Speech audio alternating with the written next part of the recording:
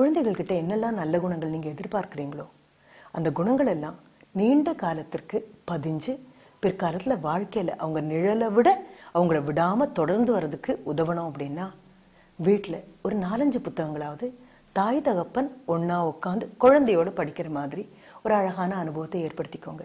என்ன காரணம்னு நான் சொல்லிடுறேன். கூட்டு குடும்பங்கிறது மிகப்பெரிய அழகான புத்தகமாக இருந்தது. தாத்தாவுடைய அனுபவங்கள், பாட்டியுடைய அனுபவங்கள், மாமாவுடைய அனுபவங்கள், சின்ன தாத்தா அனுபவங்கள், பெரிய பாட்டி அனுபவங்கள், அவங்க எல்லாமே நடமாடும் புத்தகங்களாக இருந்தாங்க. குழந்தைங்க பக்கத்தில் வந்து உட்காரும் பொழுது தங்களுடைய அனுபவங்கிற அழகான புத்தகத்தை விரித்து அது வீட்டினுடைய திண்ணையாக இருக்கலாம், ஊஞ்சலாக இருக்கலாம், மொட்டை மாடியாக இருக்கலாம், உணவு நேரமாக இருக்கலாம், இல்லை குளிக்க வைக்கிற நேரமாக இருக்கலாம், இல்லை தலையில் இருக்கக்கூடிய தலையில் ஈரமாக இருக்க அதை துவட்டி அழகாக பின்னி விடுற நேரமாக இருக்கலாம், இல்லை குழந்தைங்களெல்லாம் ஒத்த வரியாக உட்கார வச்சு காலையில் பண்ண சாப்பாடை பிசைஞ்சு இரவு ஒவ்வொரு குழந்தை கையில் போடும்போதாக இருக்கலாம்.